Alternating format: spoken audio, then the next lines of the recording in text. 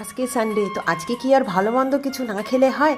তাই বরমশাইকে বললাম, যাও ঝট করে একটু নিয়ে এসো তো আমার জন্য খাসির মাংস। আমি আজকে খাসির মাংস দিয়ে ভাত খাবো, আর কিচ্ছু বানাবো না। তো বর বলল, ঠিক আছে দাঁড়াও, এক্ষুনি নিয়ে আসছি। কারণ বউ বলেছে, বউয়ের কথা তো আর ফেলতে পারবে না, বউ হচ্ছে বাড়ির হিরোইন। তো যথারীতি নিয়ে এলো আমার বর খাসির মাংস। তো আমি এদিকে দেখো বকফুলের বড়া বানাচ্ছি, আর পালং শাক বানাবো, আর ডাল বা অন্য কিছু বানাবো না আজকে। তো দেখো বরকে খেতে দিচ্ছি। বরকে আগে প্রথমে পালং শাক, বকফুলের বড়া, পেঁয়াজ দিয়ে খেতে দিলাম। আগে বর খাওয়া শুরু করুক, মাংসটা দিয়ে দেই, তারপর আমি খাওয়াটা শুরু করবো। বর না খেলে কি আর আমি খেতে পারি বলো? তো এদিকে দেখো আমার তো আর তর সইছিল না, আমি কখন খেতে বসবো। তো এদিকে দেখো আমি বসেই গেলাম খেতে। এখানে হচ্ছে পালং শাক দিয়ে আমি আগে খাবো, আর বকফুলটা দিয়ে খাবো, আর লঙ্কা লঙ্কা ছাড়া তো আমার জীবন চলেই না ভাই।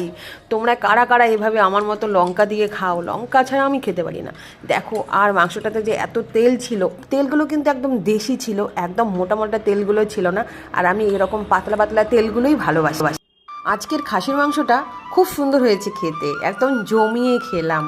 দেখো আমার শেষ হয়ে গেছে খাওয়া, তবুও আমার খাওয়াটা আর ছাড়ছি না, ইচ্ছে করছে আরও একটু খাই, আরও একটু খাই।